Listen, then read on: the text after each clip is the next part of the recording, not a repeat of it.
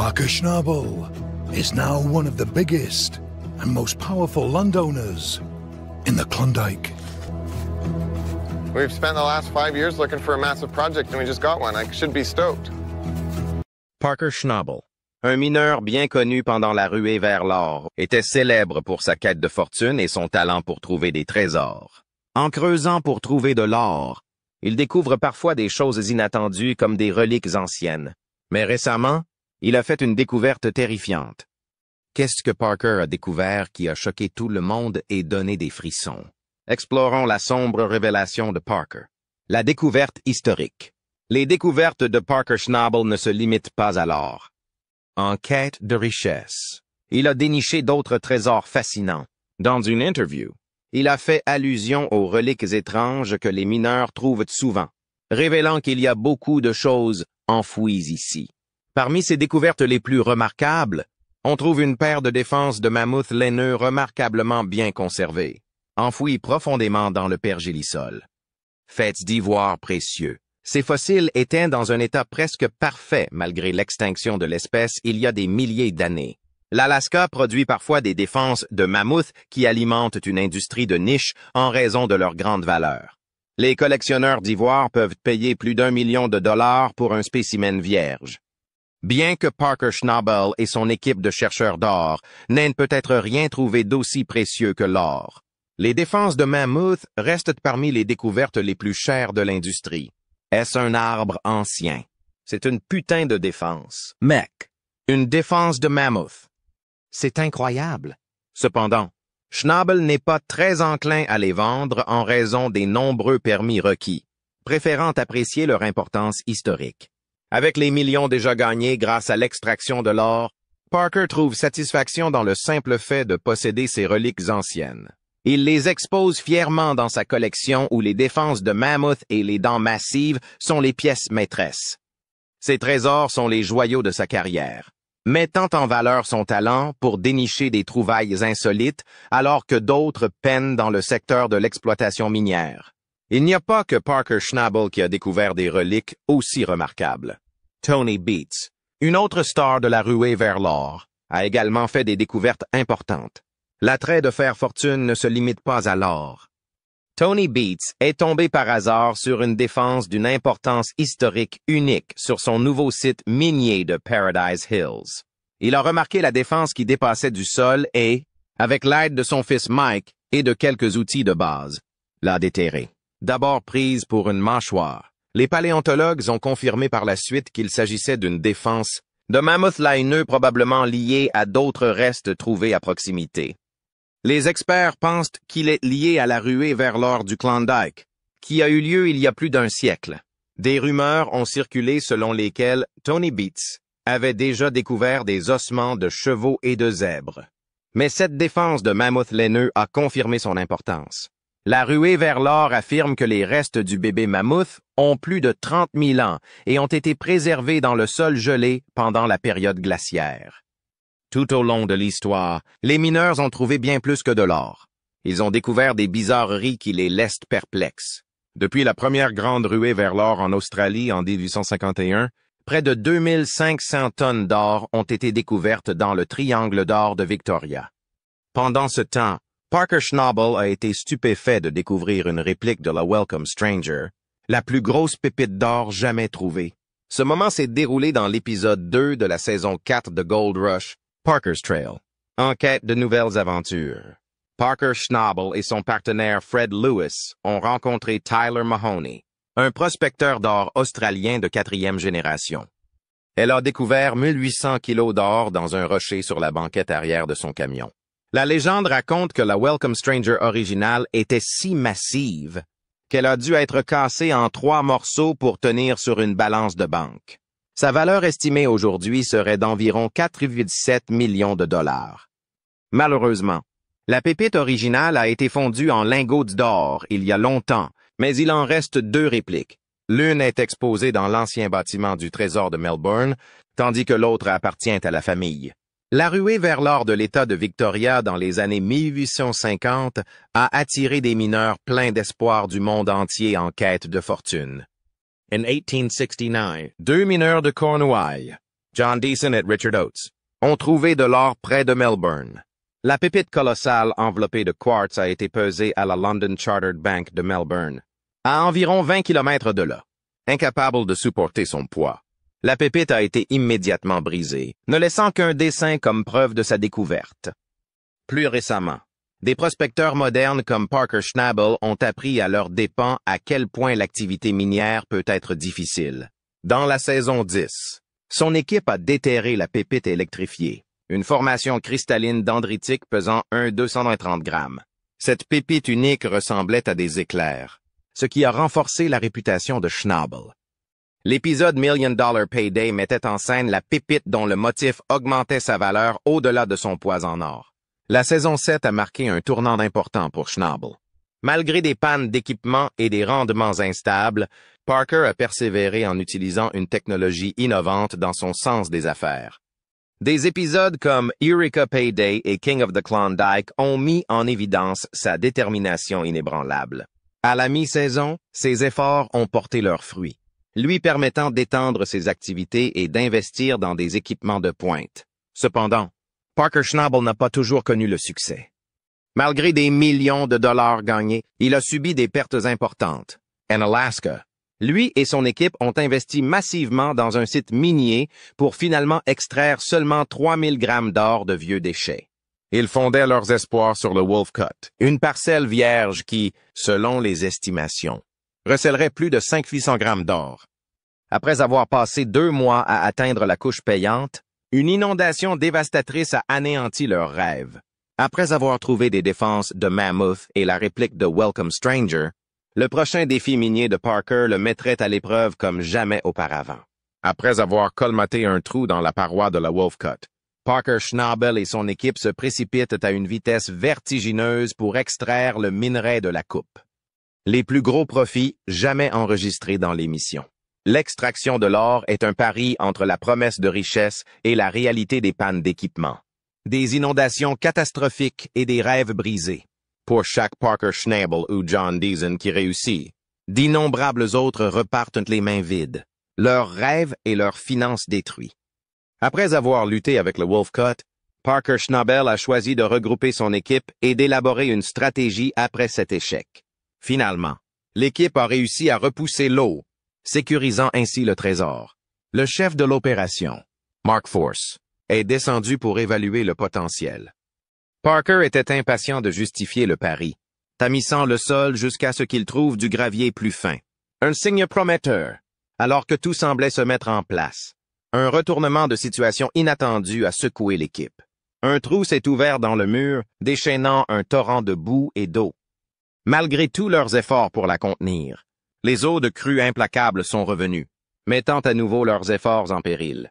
Alors qu'elle creusait au fond de la tranchée, une excavatrice a heurté la paroi de la fosse, exposant un puits de mine inondé qui a déversé des millions de litres d'eau dans la fosse, noyant la veine de minerai.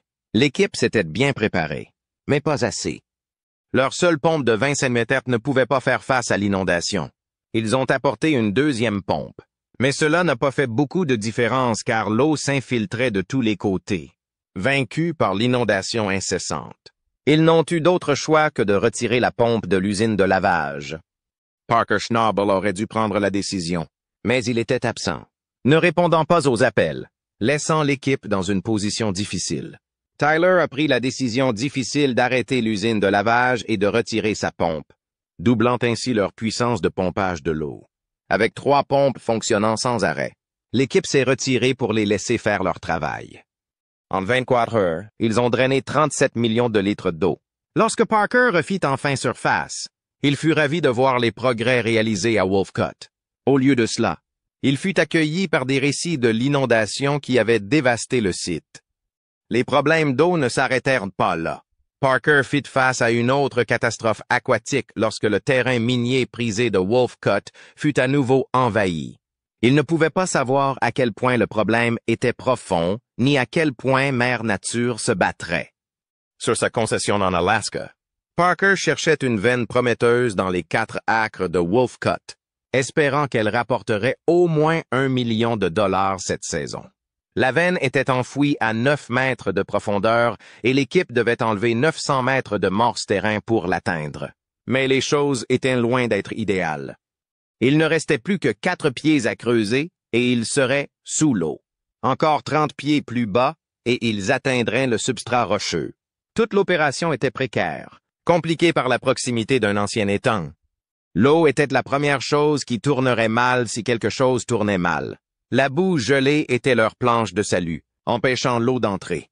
John Baudra, un recrue, était chargé de gérer la boue et de tenir l'eau à distance. Mais la coupe semblait anormalement humide, ce qui a provoqué un appel frénétique à leur patron. Si les choses tournaient mal, ils pourraient perdre toute la saison. Malheureusement, à mesure que le sol s'ouvrait, la boue s'aggravait et se répandait comme une maladie. Ils avaient à peine gratté la surface, ne coupant qu'un 5e de la zone. Le Coupe Wolf, enclavé par les temps, reposait sur une berme fragile qui retenait à peine la pression de l'eau. En creusant plus profondément, ils découvrirent une couche de glace gelée qui avait initialement empêché l'eau de pénétrer. Mais lorsque le pergélisol se brisa, l'eau de l'étang s'infiltra à travers la paroi et inonda la tranchée. La panique s'installa à mesure que le niveau de l'eau montait, menaçant de noyer leurs espoirs de trouver de l'or. Ils devaient agir vite. Parker décida de creuser un bassin de décantation aussi profond que possible dans la tranchée et d'installer une pompe de 20 cm pour le drainer. Il n'était pas prêt à perdre une autre bataille contre l'eau. Après avoir installé la pompe, ils attendirent jusqu'au lendemain, confiants dans la réussite de leur plan. Mais le lendemain matin, ils eurent une mauvaise surprise. La pompe avait disparu et au lieu d'une tranchée sèche, ils trouvèrent un lac. La pompe avait été submergée et se trouvait maintenant sous 4 pieds d'eau. Ils étaient sur le point de perdre un demi-million de dollars. Tyson a dû sortir un kayak avec une chaîne de l'excavatrice juste pour atteindre la pompe submergée. Mark Force, le contremaître, a découvert que des débris avaient obstrué le filtre d'aspiration, provoquant une montée du niveau de l'eau et engloutissant la pompe. Il démonta le moteur et effectua des réparations. Mais le mal était fait. Après les revers causés par la Coupe du Loup, la prochaine scène aurifère de Parker promettait une fortune s'il pouvait résister aux conditions difficiles du Klondike. Dans l'exploitation de Parker Schnabel au Yukon, son bras droit, Mitch Blaschka, tente de réaliser l'impossible. Extraire de l'or d'une superficie record de 36 hectares en une seule saison. Le gros coup d'1 million de dollars. Loin de se laisser décourager par les pertes, Parker Schnabel avait essuyé son lot de revers. Malgré tout, il a stupéfié les mineurs et les fans en clôturant une saison avec 14 millions de dollars d'or.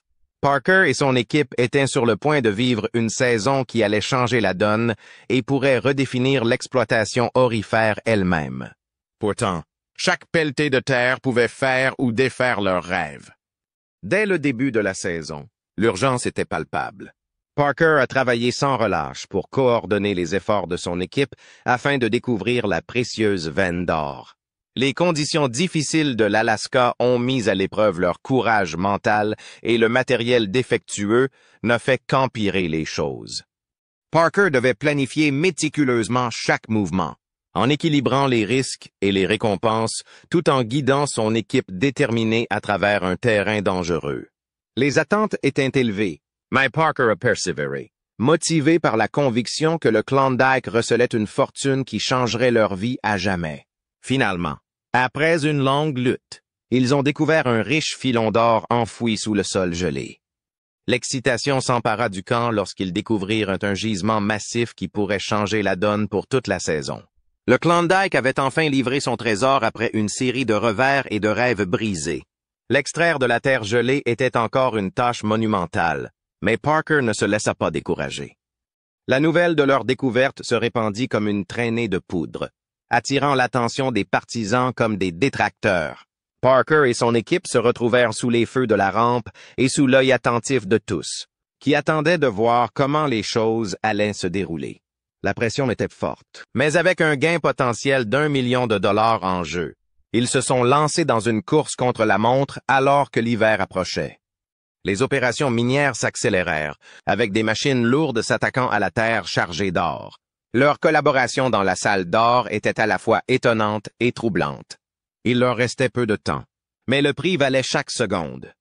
Le leadership de Parker, affiné au fil des années d'échecs et de succès, les a guidés à travers le chaos, alors qu'ils travaillaient sans relâche pour sauver leur saison et leurs rêves. Ils ont conservé leur butin, Parker Schnabel déclarant, avec un mélange de fierté et de stupéfaction, qu'ils avaient volé pour 14 millions de dollars d'or. Quel est le total de notre saison? 8118 ounces. Près de 14 millions de dollars en or. Son équipe de mineurs, de fans et de sceptiques étaient stupéfaites par cet incroyable exploit. Cette saison de Gold Rush restera sans aucun doute dans les mémoires comme l'une des meilleures de l'histoire du Klondike. Parker avait empoché 364 000 dollars en or après avoir convaincu un opérateur débutant de déplacer Lucifer. Parker, toujours prêt à se vanter de ses exploits, se délectait de son succès. Mais malgré ses vastes connaissances, il se retrouva dans un bourbier, confronté à une dette colossale de 15 millions de dollars. Les coûts quotidiens et les réparations incessantes pesaient sur lui comme un nuage sombre, le laissant dans l'attente d'un jour de paie de 60 millions de dollars au Dominion, bien que semé d'incertitudes.